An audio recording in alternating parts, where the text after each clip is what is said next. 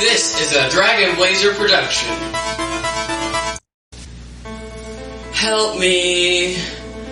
I'm being held hostage in a basement. And I'm being forced to do these podcasts with my father who needs a breath mint. Hey! Of movies of too much sentiment. And I'm hosting Juvenile Jurisdictions of Judgment. Aw, this sucks. So, okay, like right now, for example, the Haitians need to come to America. But some people are all, what about the strain on our resources? And it's like, when I had this garden party for my father's birthday, right? People came that, like, did not RSVP. So I was, like, totally bugging. I had to haul ass to the kitchen, squish in extra place settings, and, like, people were on mismatched chairs and all. But by the end of the day, it was like, the more, the merrier. And so, if the government could just get to the kitchen, rearrange some things, we could certainly party with the Haitians. Wow. You guys talk like grown-ups. Oh, well, this is a really good school. Mr. Hall was way harsh. He gave me a C-. Well, he gave me a C, which drags down my entire average. Hello? There was a stop sign? I totally paused. You try driving in platforms. Oh, should I write them a note? Ew! Get off of me! As if. Cher's got attitude about high school boys. It's a personal choice every woman has got to make for themselves. Cher's saving herself for Luke Perry. Cher, you're a virgin? I mean, I'm not prude. I'm just highly selective. I mean, you see how picky I am about my shoes, and they only go on my feet. Nice stems. Thanks. What the hell is that? A dress. Says who? Calvin Klein. What are you doing? Yo, you're getting on the freeway! Get on this thing,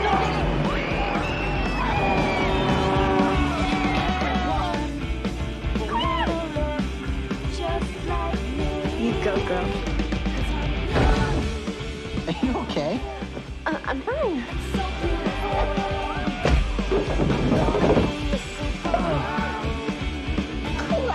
Okay. Whatever. Did I miss something? Is big hair back? Amber, my plastic surgeon doesn't want me doing any activity where balls fly at my nose. Well, there goes your social life. I'm gonna be a supermodel.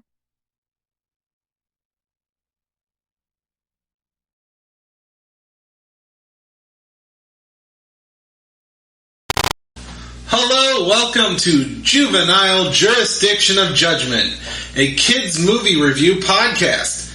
Alright, so to start off this episode, we're going to do something a little different. I, at the beginning of the podcast, am going to ask my son Xavier what he thinks the movie we're about to watch is about. So, today's movie we're watching is Clueless, starring Alicia Silverstone. So, have you watched any trailers of Clueless, Xavier? Nope, I'm completely clueless of the entire subject. I have no idea what the movie is. Alright, based on the name, what do you think this movie's going to be about? I don't know. I'm completely clueless about it. You want to give me some kind of guess instead of telling me jokes? Are people clueless? You know what? That's very possible. Oh, spoilers! Okay, no, okay. I don't mean to spoil it. I'm so sorry, son. I'm trying to be clueless! You are clueless. Oh, yeah. Clueless. Oh, man, I am. Hey! Hey! So, any more guesses? Never heard of the movie Clueless or anything? Nope. Maybe there's a smart person in it somewhere that's not clueless. Alright. Clueless is a movie that came out on July 19th, 1995. It stars Alicia Silverstone as Cher, Stacey Dash as Diane, Brittany Murphy as Ty, and Paul Rudd as Josh. You can follow along watching Clueless with us on the platform Netflix.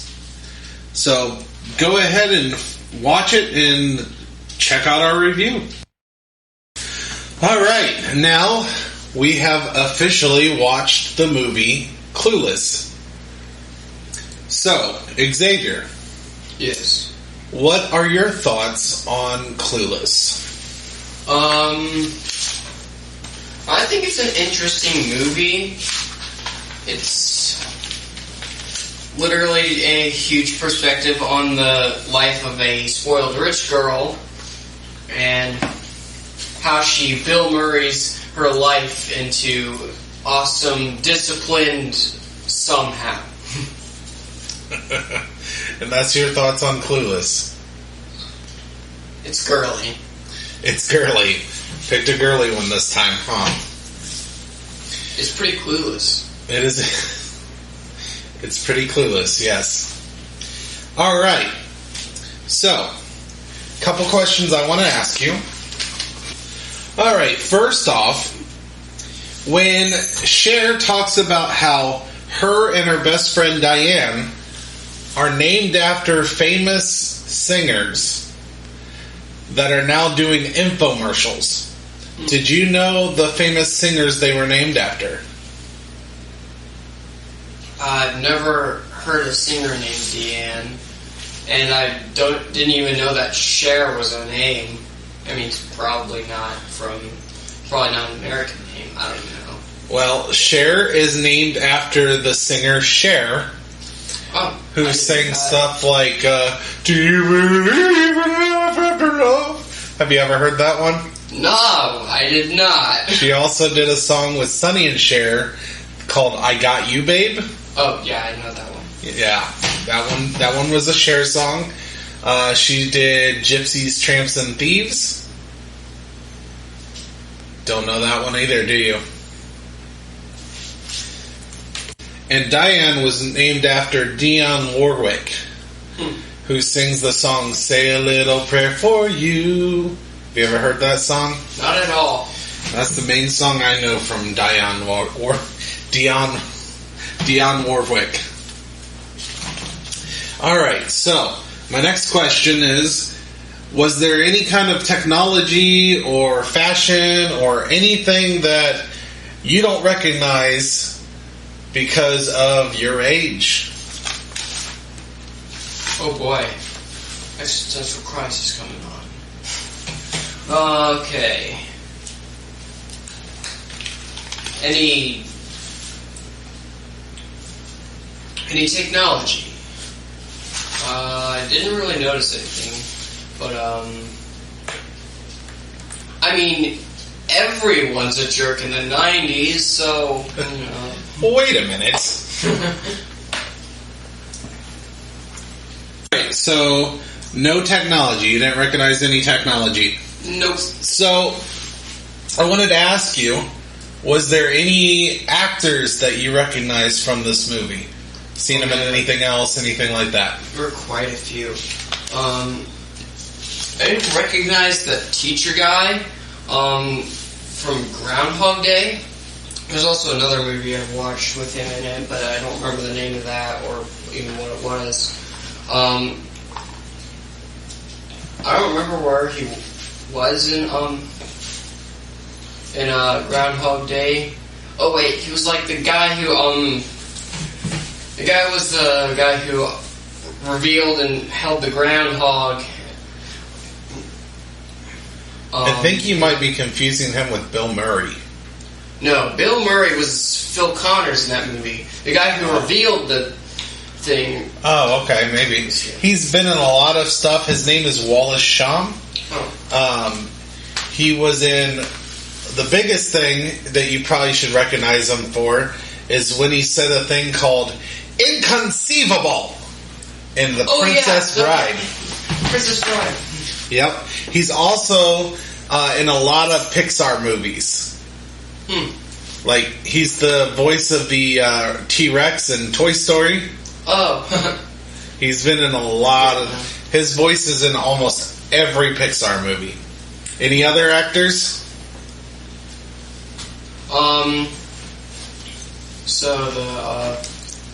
There's also noticed that the kid, I can't remember his name for some reason, but he was the actor for John Arbuckle in the Garfield movies. Oh yes, Breckin Myers. His name was Travis in this movie.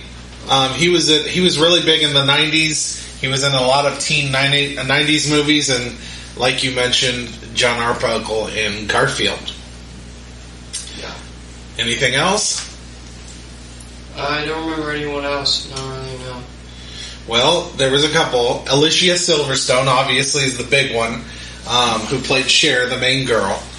She was Batgirl in the Batman and Robin movie. I don't think I've actually watched that to the end. Awake. Oh, that movie is absolutely terrible, and we'll probably watch it. Nah, who cares? I watch terrible movies. I watch anime, which is pretty terrible.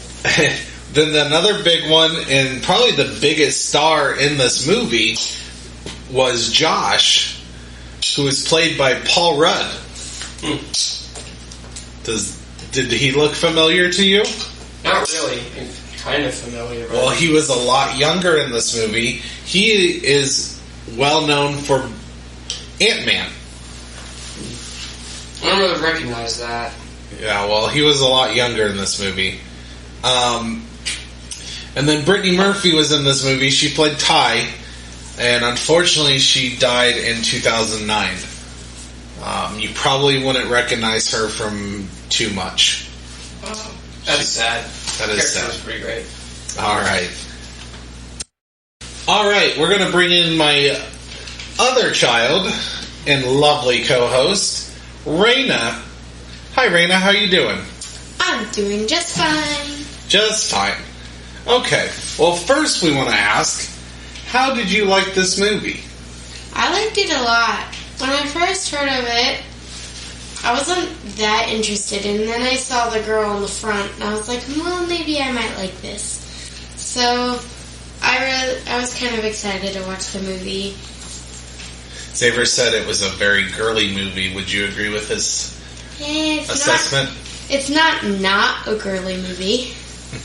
A lot of the stuff about fashion and stuff, huh? Yeah, sounds about right. Okay. Well, was there any kind of technology that you noticed or anything different that you're not used to because you grew up in a different timeline? Well, I saw their phones were like, of course, back then the phones were more bulky because they like hadn't advanced them yet. Well, as someone who lived in the 90s, those were the only people that had those cell phones were,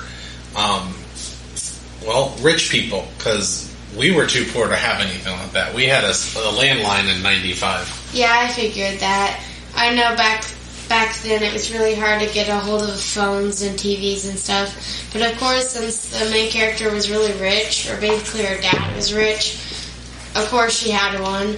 Yes. And I also, the clothes that they wore, it was a definitely really different fashion than now. You're going to be my new fashion guru on this show. So you noticed the fashion. What did you think about the fashion? It wasn't bad. It wasn't bad? I thought it was really cool. Do you think you could rock that fashion? I don't know. Who had your favorite outfit? I think maybe Ty or maybe Cher. I don't know. Did you have a favorite outfit by Cher? The white dress that she wore with Christian. Ah. It was a pretty dress. It was a pretty dress. Mm-hmm. Okay. So, the last question I was going to ask you that I asked your brother, was there anybody from this movie that you recognized? Yeah, I recognized the teacher. Wallace Shawn. Yeah, and I recognized him immediately from the Princess Bride. And then when Xavier said Groundhog Day, I remembered him as Nedder? No. He was Ned. I know he was Ned. And he was like, ooh, hoo, hoo, that's a doozy. when Phil Connors stepped in the puddle every single day. You know, I don't know if I've ever actually watched Groundhog Day all the way through. You should watch it. It's such a good movie. We own it, so we watch it pretty much every Groundhog Day. Oh, do you? Yeah. That sounds like a good tradition. Yep. All right. Anybody else you recognized? Yeah, I recognized. I forgot his name already. I recognized the Travis dude. Travis dude? Yeah, I remember. Breckenmeyer? Yeah, I recognized him from Garfield as John Arbuckle, and I recognized Ant-Man, Paul Rudd, immediately. Like, when he went up to talk about how he had got 38 tardies, I saw his face, I was like, oh, I didn't know he was in this, but yeah, that was pretty cool. Well, one of the people that I really enjoyed seeing, because I really like him on the show he's on, is Donald Faison, and he is on the TV show Scrubs. He plays Murray. He plays Diane's boyfriend. Oh, yeah. Kind of a jerk in this movie a little bit, but... Oh, I said Paul Rudd was Travis. I meant to say Paul Rudd. Oh, no, Paul Rudd is Josh. Yeah. He's Josh. I recognized him pretty much immediately, I think. But I don't remember when, but... Gotcha. Alright, so what was your favorite scene of this movie?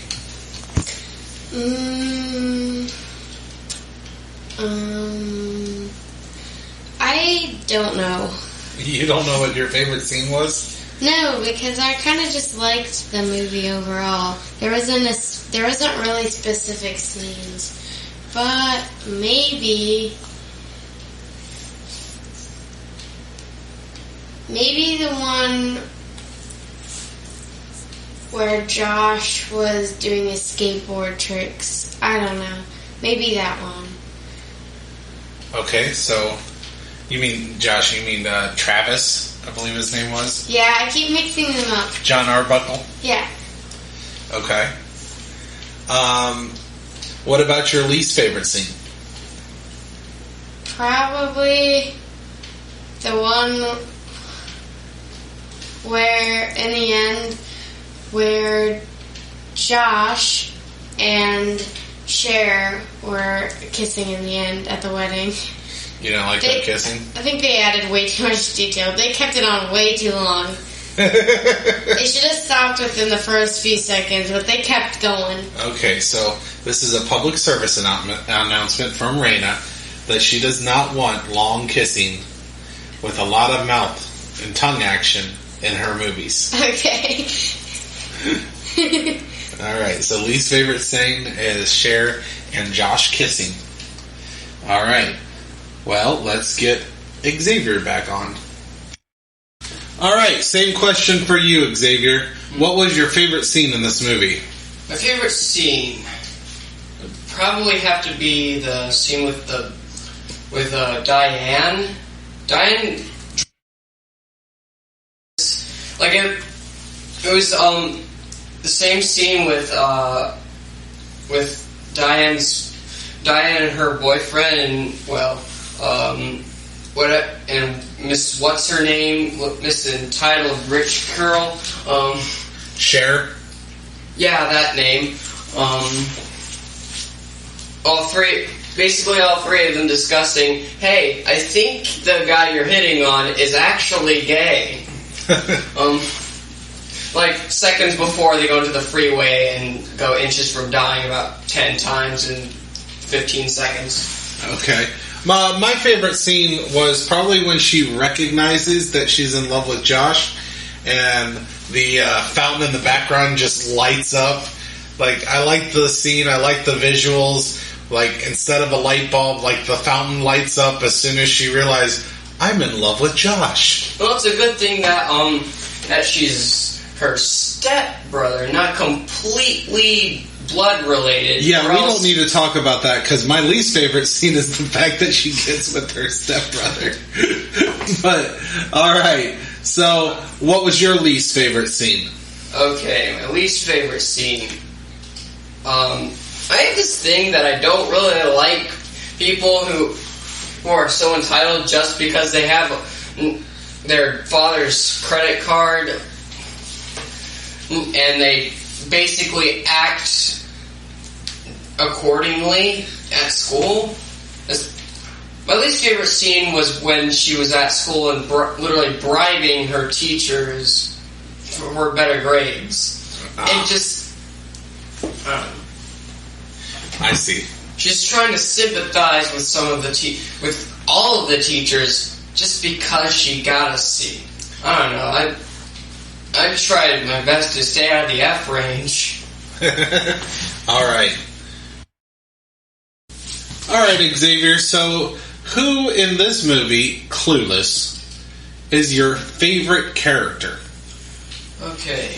Cluelessly, I have to answer this the right and most appropriate way. Hadur. Okay. Hopefully that doesn't get bad ratings. Okay, my favorite character has to be that, same guy who, like, voices John Arbuckle. Breckenmeyer? Travis, I think his Travis. I never remember anyone's name. That has to be my favorite character because he's the one character who's actually, just that clumsy kid who actually doesn't give a care in the world. Well, there's a reason he has that characteristic. He's the guy who does weed all the time. Oh yeah, right, but... Well, drugs aside, he's still a great character. Okay, fair enough. Alright, so who is your least favorite character in this show? Okay, my least favorite character. I'm gonna pull a U with the bull crap and hate on the main character here because share. I will not share my RC Cola with you. Stop asking me. Dang it. Oh, you mean character? Yes, I mean the character share. That's spelled with a CH, not a SH. Yeah, I will stay away from my cola. I will do my best. I will try to fight my urges. It's delicious. Okay. It's a little stale, though. She's a rich girl, which I guess on its own isn't really that bad because that's just being stereotypical. But the real stereotype is when you're basically born, you don't work for any money, your parents just like, here, take a $50 bill. Now go to the mall and get out of my skin. Those kinds of parents are kind of terrible parents. Alright. I mean, I hate Cher in general because, like, she's old enough to know how the world works, and I don't know.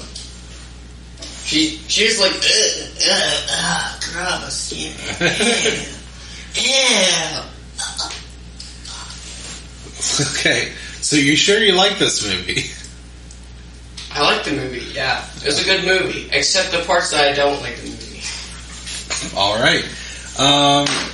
Well, let's get my beautiful daughter in here. Alright, Raina. So, who was your favorite character in this movie? My favorite character was probably either Ty or Travis or Josh. I can't pick one. Okay. Ty, Travis, or Josh. That's a big list. Yep.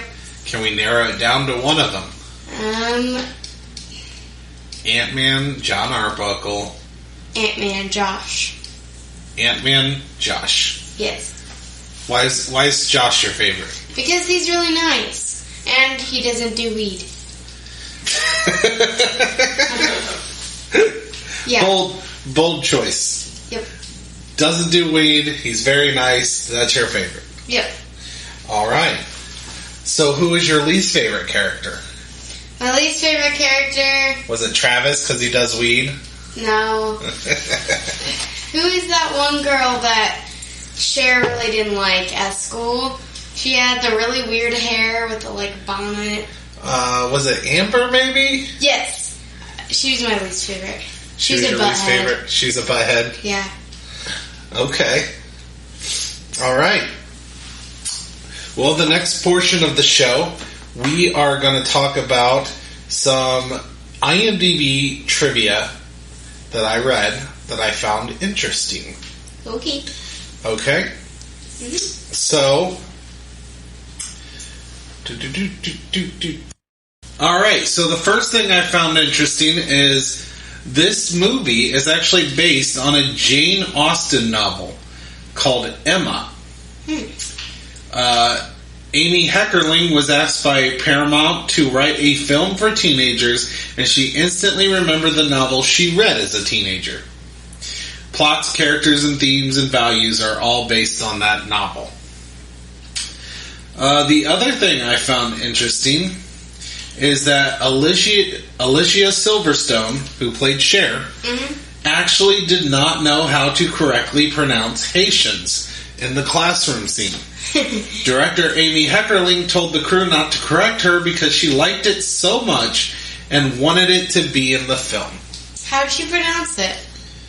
Haitians, or I don't really remember, but I found that interesting that they actually just kept in she couldn't say it properly. I think she said Haitians. I think I remember her saying Haitians. All right. So, well, now comes to the portion of the show where you tell me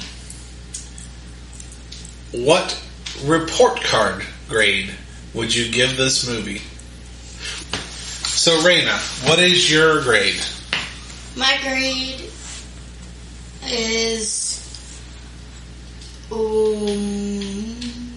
a B. A B. Just a B. You're going to give this a B. Yeah. So this is your least favorite movie of the ones we've watched so far, huh? Not really. Just because I give it a low grade doesn't mean it's the worst out of all of them. Well, compared to the other grades you gave, this is your lowest grade, I believe. Yeah, but it's not my least favorite. Well, we watched Bedazzled. Bedazzled and Drop Dead Fred. I probably liked it a little bit. I probably liked it even with Bedazzled. Even? But that doesn't necessarily mean that the grades have to mean that it's my favorite or not. It's just the content. But I liked it. I liked it a lot. All right. Well, let's ask your brother. Okay. Okay, Xavier. Yes. What letter grade would you give Clueless? Oh boy.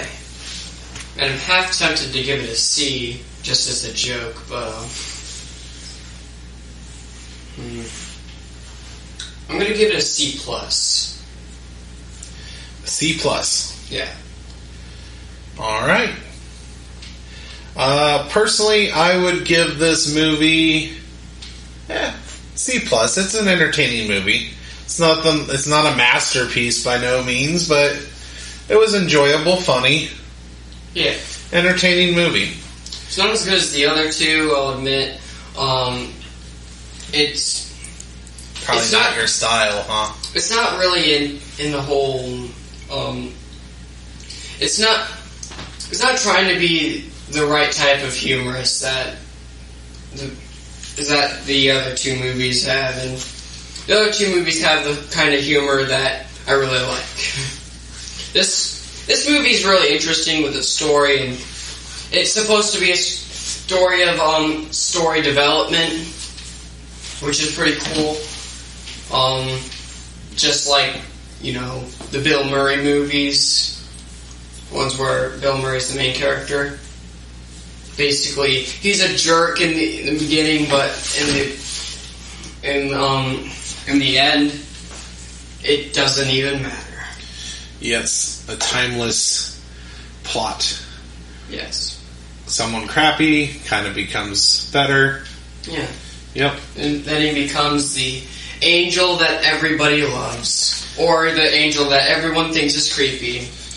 Alright, so we have a new segment where we're going to see how much people agree with you or disagree. Huh. So, here's the critics' consensus from Rotten Tomatoes on Clueless. The audience score is a 76%. Huh. The tomato meter is 80%. So it is certified fresh on Rotten Tomatoes. And here's a couple of the top reviews, critic reviews for Clueless. First one from Gene Siskel. He gave it a 3 out of 4 and said, I was surprised at how much I enjoyed Clueless. Another reviewer, Owen Gleiberman from Entertainment Weekly,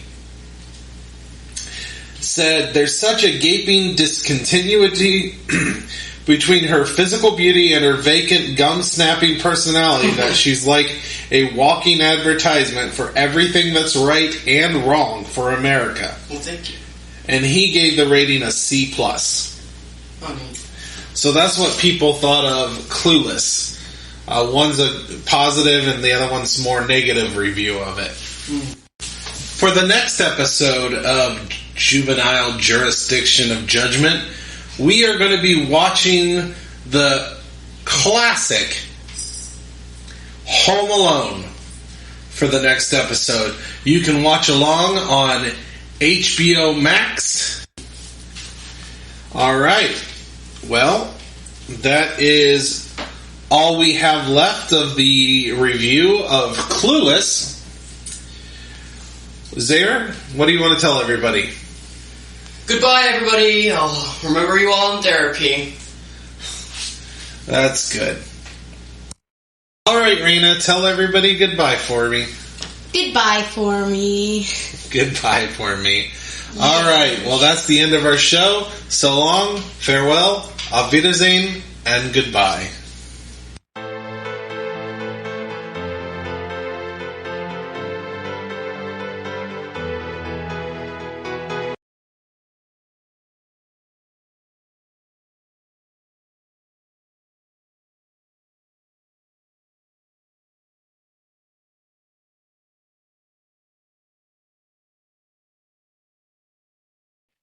Hey everyone, I'm Steven from many different podcasts like Drunk Like Me, Pro Wrestling Apologist, The Rage and Blaze Show, and of course, That Got Dark.